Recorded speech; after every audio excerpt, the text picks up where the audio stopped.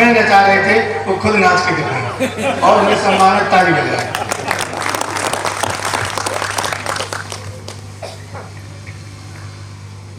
माँ वाली को प्रणाम करता हूँ। इस टीवी को बंद कर देना, मैं गाता नहीं हूँ। बहुत कुछ तो मैं वैसे ही बोलता ही रहा हूँ। बात शुरू करता हूँ। इस समय किसान आंदोलन चल रहा है, नया ये पिछले वर्ष भी चला था। हम सब किसान हैं।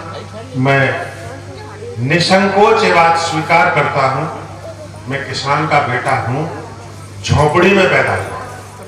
अगर मार्केट में बटन बनाने वाली कंपनी भी आती है तो अपने प्रोडक्ट की कीमत खुद तय करती है कि मेरा बटन कितने का बेचेगा।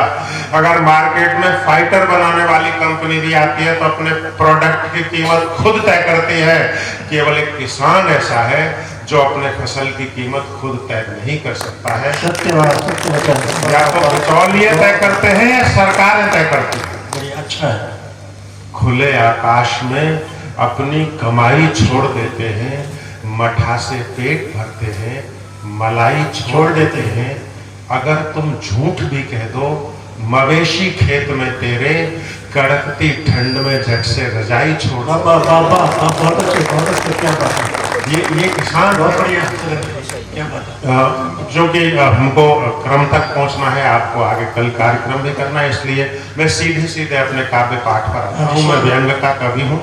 एक व्यंग्यकर्ता से बात शुरू करता हूँ।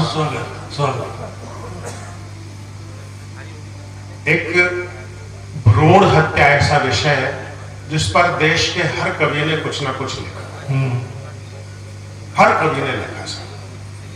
सबसे प्रसिद्ध जो विज्ञापन आया वो दूरदर्शन पर आया था, बहुत लोगों ने देखा होगा।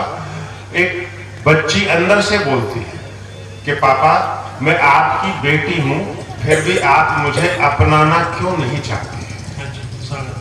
सब कल्पनाओं की बातें हैं, अंदर से कोई बच्ची बोल नहीं सकती, कोई भ्रूण नहीं बोल सकता, कल्पना है। लेकिन सच बात यह है कि हम जिस बच्ची की हत्या करते हैं उसमें जान होती है। ये सच है। मेडिकल साइंस कहता है कि हम जिसका गिराते हैं, जिस भ्रूण को, वो जीवित होता है। और संसार के किसी भी धर्म में यह नहीं लिखा हुआ कि हम अपने परिवार के किसी सदस्य की लाश को यूं ही फेंक कर चले जाए। सर जान होती है तो इसका मतलब वो हमारे परिवार के सदस्य की लाश है। क्या बात है। कभी आपने सोचा उन लाशों का क्या होता है? यहां से एक विचार मैंने भ्रूण हत्या के खिलाफ लिखा। पूरे देश में मुझे इस कविता से यात्रा करने का अवसर दिया कि जैसे ही थके हारे कोमल सिंह ने टांगों पर डाली रजाई, जैसे ही थके हारे कोमल सिंह ने टांगों पर डाली रजाई, पत्नी कान के पास आकर फुसफुसाई, सुनो जी आज मैं बहुत खुश हूं, यूं समझिए मत वाली हूं, बताते हुए शर्म आती है, पर मैं दोबारा मां बनने वाला हूं। अच्छा, बढ़िया। बताते हुए शर्म आती है, पर मैं दोबारा मां बनने वाली हूं। कोमल सिंह ने कहा यार गजब करती है, तू पति को बताते हुए शर्म आती है। आज के जमाने की हाईटेक लड़की अपनी प्रेगनेंसी की न्यूज सबसे पहले अपने मम्मी डैडी को बताती है। हमारे धर्म गुरु कहते हैं अधिक से अधिक संतान पैदा करो, बढ़ती हुई जनसंख्या से बिल्कुल मत डरो, वरना वोटों के इस देश में अल्पसंख्यक हो जाए। हमारे धर्म गुरु कहते हैं अधिक से अधिक संतान पैदा करो, बढ़ती हुई जनसंख्या से बिल्कुल मत डरो, वरना वोटों के इस देश में अल्पसंख्यक हो जाएंगे। अपन तैयार हैं श्रीमान, पर क्या कानूनी बंदिशों से आप हमें बचाएंगे? अच्छा, इसलिए कहता हूं प्रिय, भ्रूण परीक्षण करा लो। प्रथम संतान लड़की है, ये भी अगर लड़की हो तो फौरन छुटकारा पालो। पत्नी समझ गई ये सलाह नहीं फैसला है। क्या बात है, वाह बढ़िया। पत्नी समझ गई ये सलाह नहीं फैसला है, और जमाना चाहे कितना ही बदल जाए, पति का फैसला भी कहीं टला है। अच्छा, जमाना चाहे कितना ही बदल जाए, पति का फैसला भी कहीं टला है। उस बेबस माँ की सारी खुशी एक झटके में खो गई। मजबूरी में ही सही पर एक माँ अपनी ममता की हत्या करने के लिए तैयार हो गई। हे वेदों के रचेता ऋषियों, तुमने क्यों इस नारी को लक्ष्मी कहा है?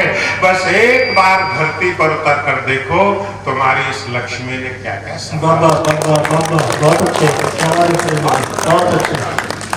बहुत अच्छे बाबा, बहुत बढ़िया। एक बार धरती पर उतर कर देख लो, तुम्हारी इस लक्ष्मी ने क्या क्या सहा है तमाम उम्र। सर एक बहुत विचित्र बात कहता हूँ, इतनी विडंबना किसी जानवर के समाज में भी नहीं। इतना शोषण अपनी माता का हम नरों ने किया है ना, जानवरों ने भी नहीं किया। अच्छा काम महिला करे, आशीर्वाद हमको आता है। क्या सही, बिल्कुल तेरा बेटा बना रहे, तेरा पति जीवित रहे। क्या बात है। अच्छा काम कौन कर रही है? महिला। आशीर्वाद किसको जा रहा है? पुरुषों को। बेटा जीवित रहे, भाई जीवित रहे, भतीजे जीवित रहे। गालियां महिला, मतलब लड़ पुरुष रहा है, गाली किसको जा रही है? महिला। तेरी माँ की, तेरी। क्या बात ये है। क्या हो गया हमारे समाज में? बुरा काम हम कर रहे हैं, गालियां नारियों को। अच्छा काम नारियां कर रही हैं, आशीर्वाद पुरुषों को। क्या बात है। क्या बात है। कहाँ था मैं? कौन सी जगह पे था कविता में? नहीं, लाइन कौन सी पढ़ रहा? अच्छा, तुमको इसका मतलब तुम ध्यान से नहीं पढ़ सुन रहे हो। मुझे पता था मैं कहाँ हूँ, मैं जांच कर रहा था, तुम सुन रहे हो नहीं। जमाना चाहे कितना ही बदल जाए, पति का फैसला भी कहीं टला है। उस बेबस माँ की सारी खुशी एक झटके में खो गई। मजबूरी में ही सही पर एक माँ अपनी ममता की हत्या करने के लिए तैयार हो गई। हे वेदों के रचेता ऋषियों, तुमने क्यों इस नारी को लक्ष्मी कहा है? बस एक बार धरती पर उतर कर देखो, तुम्हारी इस लक्ष्मी ने क्या क्या सहा है। तमाम उम्र अपने परिवार की सुख समृद्धि के लिए दान पुण्य और व्रत करने वाली एक नारी आज किस्मत की सर्वाधिक हेटी थी, क्योंकि उसके गर्भ में कुल बुलाने वाली संतान एक बेटी। इस सभ्य समाज के षड्यंत्रों से छली गई एक और द्रौपदी आज जुआ घर में चली गई। उसने मन ही मन प्रार्थनाएं की। व्यवस्था देखना सर नारी की। उसने मन ही मन प्रार्थनाएं की, भगवान करे डॉक्टर छुट्टी पर हो, भगवान करे डॉक्टर छुट्टी पर हो। अस्पताल भी आज उसे ऐसा लग रहा था जैसे अस्पताल ना होकर कोई कट्टी घर। क्या बात है, क्या बात है। अस्पताल भी आज उसे ऐसा लग रहा था जैसे अस्पताल ना होकर कोई कट्टी घर हो। पर कोई दान, कोई पुण्य, कोई शक्ति उसकी सहायता के लिए नहीं आई।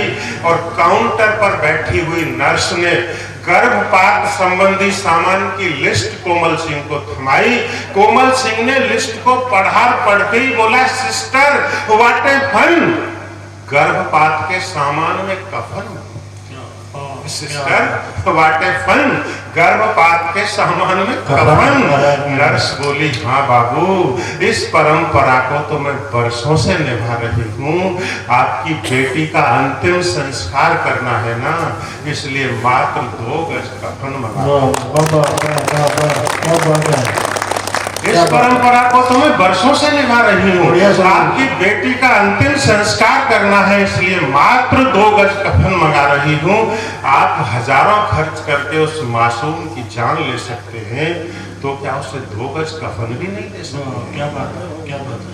आप जैसे ही उसे अपने गर्भ से निकाल देंगे, इन अस्पताल वालों का क्या है, ये तो उसे चील कौओं के लिए डाल देंगे। मेरे पास इस अस्पताल का पिछले 15 वर्षों का पूरा लेखा है। बड़े बड़े आदमियों की बेटियों को मैंने यहाँ चील कौओं पर नुचते हुए देखा है। बहुत अच्छे, बहुत अच्छे। पिछले 15 वर्षों का पूरा लेखा है। बड़े बड़े आदमियों की बेटियों को मैंने यहाँ चील कौओं पर नुचते हुए देखा है। उन दृश्यों को देखकर मेरी अंतरात्मा रोती है। कराहती है। बाबू, एक कन्या ऐसा नसीब लेकर क्यों आती है? वाह वाह वाह वाह वाह वाह वाह। माफ करना बाबू, कुछ ज्यादा ही कह गई हूँ। नारी हूँ ना, इसलिए भावनाओं में बह गई हूँ, वरना मुझे क्या है, बेटी आपकी है, मारे चाहे जलाए। क्या बात है। मुझे क्या है, बेटी आपकी है, मारे चाहे जलाए, बस आप जल्दी से लिस्ट में लिखा हुआ ये सामान ले। कोमल सिंह ने देखा उस नर्स की आंखों में एक चिंगारी थी और उसके लिए वो घड़ी प्रलय काल से भी ज्यादा भारी थी। धरती फट गई, आसमान गिर पड़ा था और अगले ही पल वो कोमल सिंह उस नर्स के पैरों में पड़ा था। क्या बात है। धरती फट गई, आसमान गिर पड़ा था, अगले ही पल वो कोमल सिंह उस नर्स के पैरों में पड़ा था। बोला, देवी हो सके तो हमें माफ कर देना, अब हम अपने घर को जाते हैं। और किसी ने सच कहा है कि ईश्वर तो किसी भी रूप में मिल जाते हैं, ईश्वर तो किसी भी रूप में मिल जाते हैं। महिला बैठी है, अच्छी कहता तो जोरदार ताली हो जाए, बहुत जोर से। क्या बात है।